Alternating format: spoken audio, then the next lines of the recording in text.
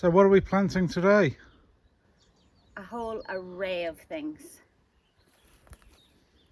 So we have got all these new perennial plants that we got from a guy called Gary. So he's friends with Carissa and Iwan from Frankie Off Grid. And over the weekend, we met up with Carissa and Iwan.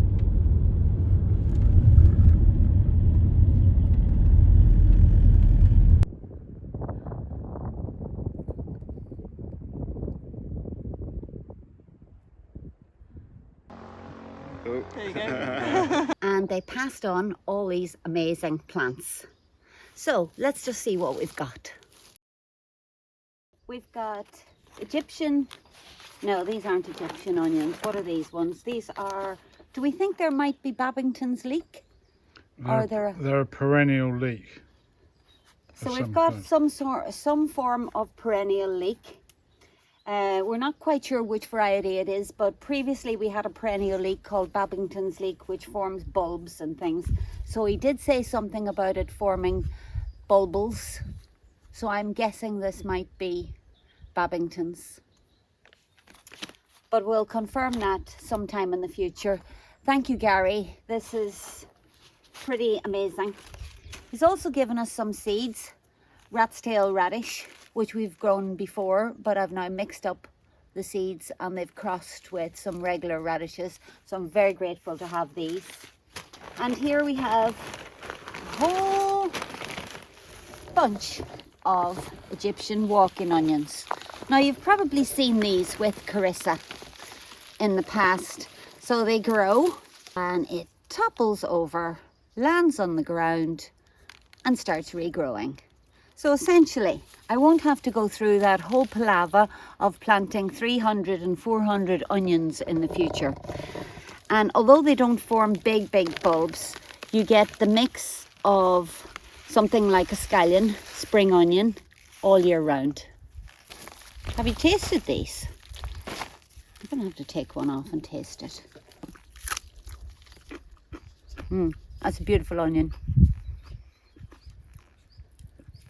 It's quite mild, but there's that lovely back of the throat tingle and tang.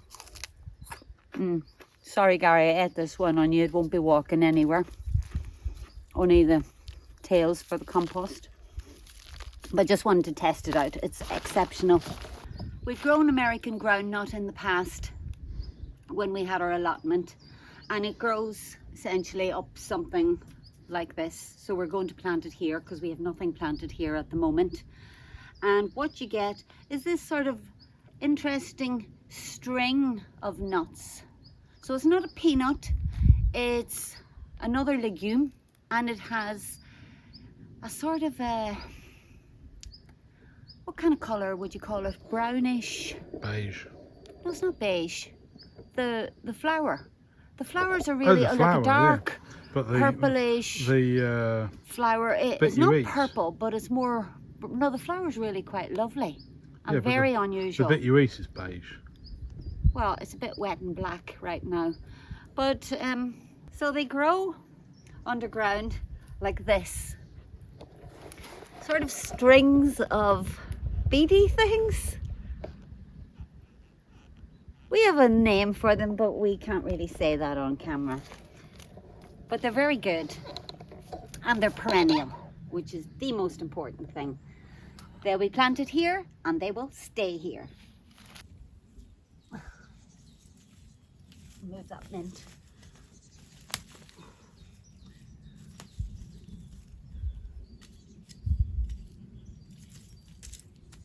I'm going to plant that out here somewhere.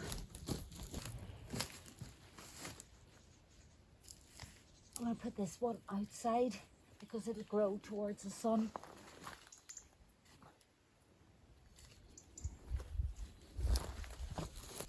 Right. So that's the groundnut planted.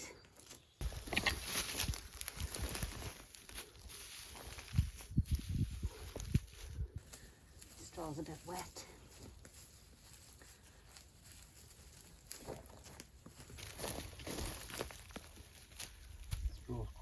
Yeah, very wet. Oh well.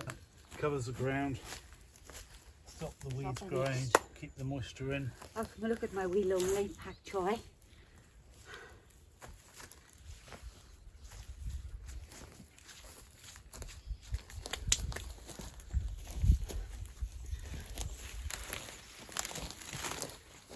Don't know where to put that wee bit of comfrey. Right over the top. Right. I'm going to put these Egyptian walking onions near this nectarine tree because sometimes it gets peach leaf curl. Don't know why, but alliums are very good for repelling things, so maybe it'll help with that.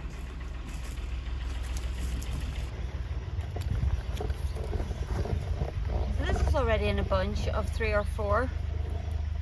You think I should divide them? Yeah. That's the one I ate. You can still plant it. Yeah, I know. I didn't eat the root. But you can eat all parts of alliums. Roots, bulbs, shoots, flowers, seeds, everything. The perennial alliums that we have now are the Egyptian walking onions that we've just planted. Over here we have 3-cornered leek. So these are the garlic chives. And then over here in this little corner, in among the borage, oh, there's a wee bit of red vein sorrel that survived. That's also perennial. Here we have Welsh onions. Oh, and of course those new perennial leeks that we've been given as well. Where will you go? Maybe here. Oh no, I had some there last. How Oh, about didn't the have new any bed here. over there? Yeah. There's nothing perennial over there. Yeah, good thinking.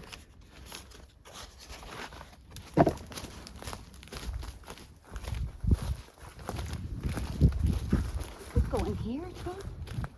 Oh no, I've got some lettuces and things and kale. In this one, Yeah. there's a whole section here that has nothing in it. Yeah. This calendula. It's kind of getting a bit big for its boots. Oh, there's nice cabbage there, Dan.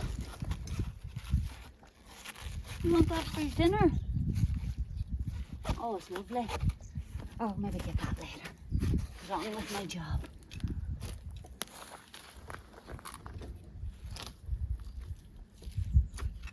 Oh, no, the beautiful earthworm.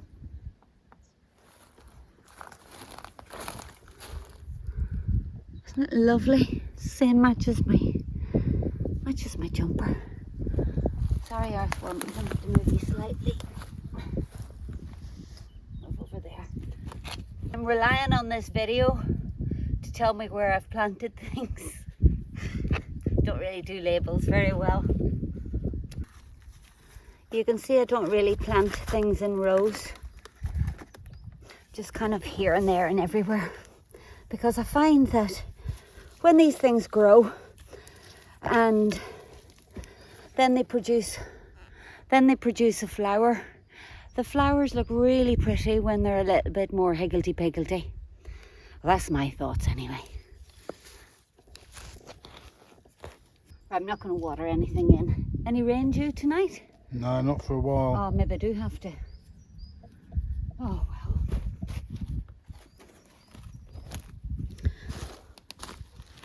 So we're building up our collection of perennial alliums, and I'm looking forward to the day I no longer have to plant onions.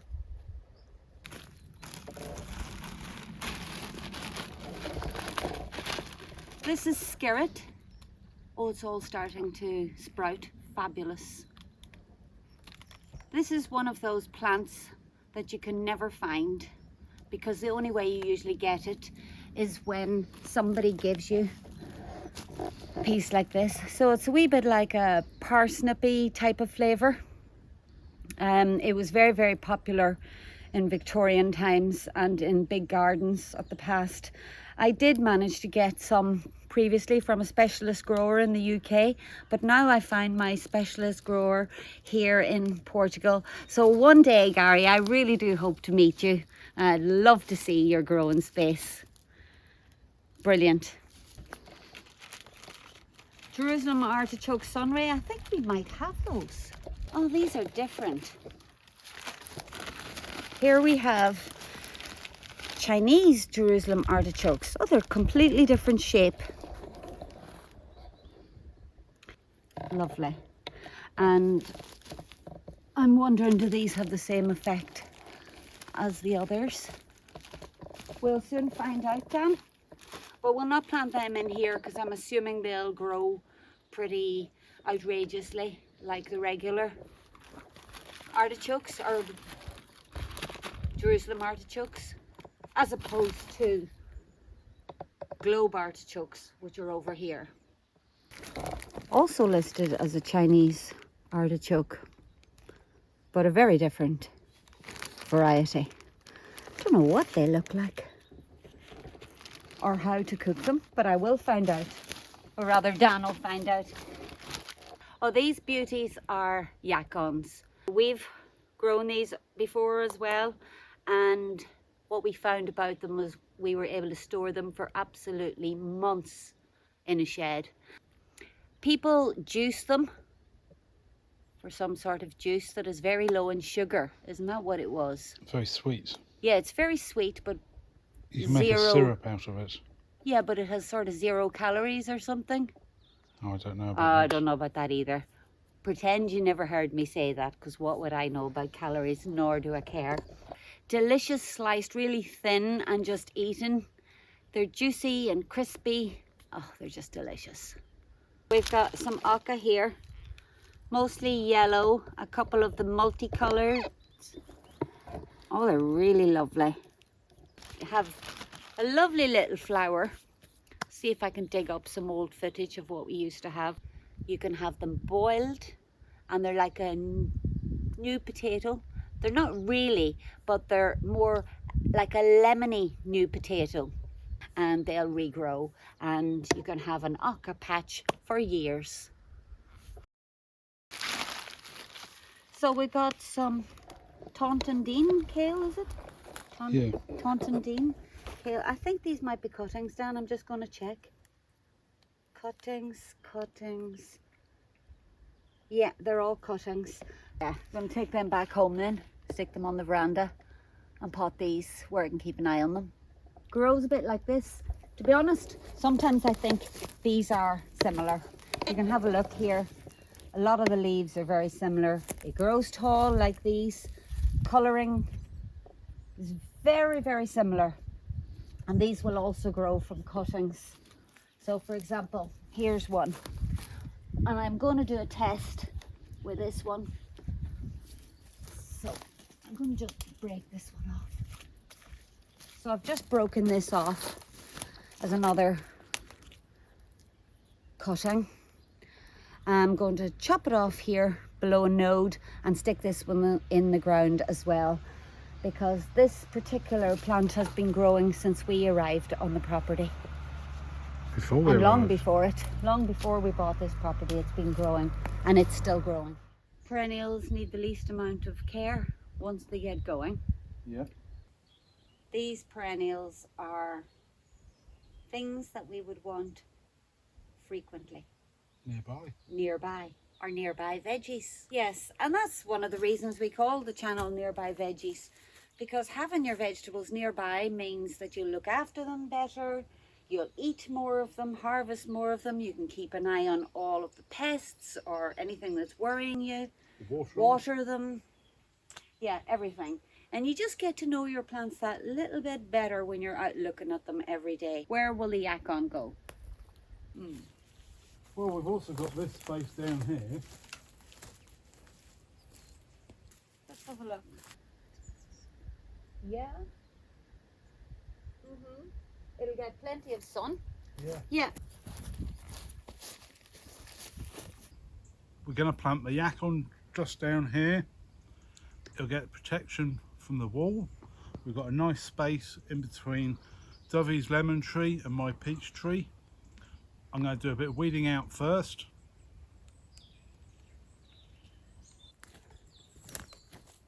Starting to rain. Is it raining?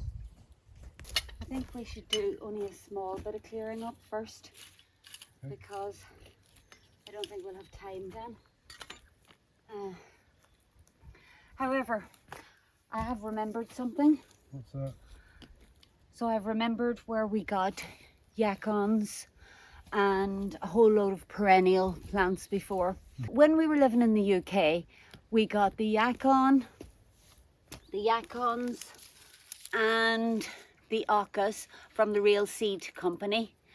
But all of the perennial Alliums and the groundnut. And what else? Oh, we got Szechuan pepper. Yeah, we haven't found a Szechuan pepper here yet. Yeah, we're still looking for that.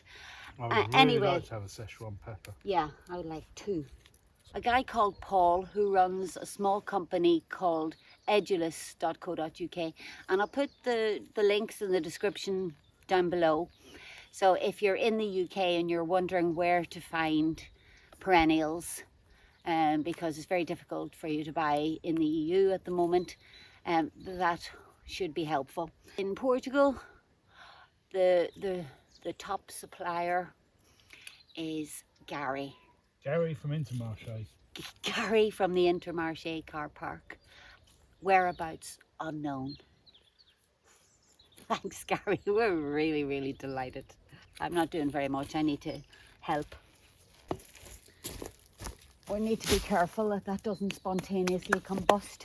Did you know that wet straw, compressed straw, is likely to go on fire?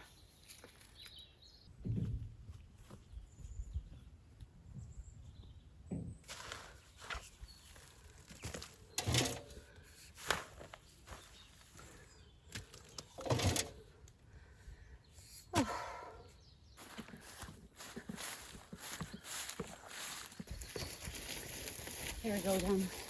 Great. Not completely full. More straw.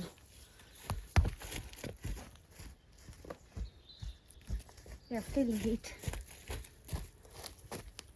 Yeah, it's getting a bit warm, isn't it? Yeah, that should be enough.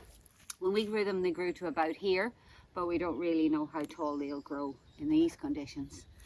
It's always something new to learn. That brown's nice too. Yeah, I know.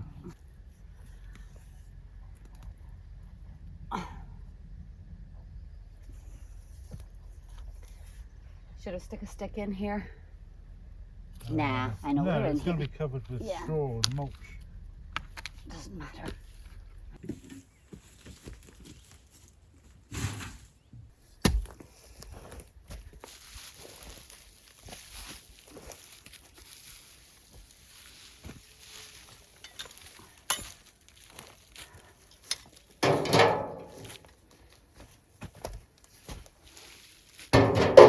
That's us with enough planted for today, I think. Yes, that's it for today. I'm a little bit muddy. You always have to be muddier than everybody Yeah. else. I'm always muddy. Come on, let's get home Yeah. and have some dinner. I will see you next See you time. next time.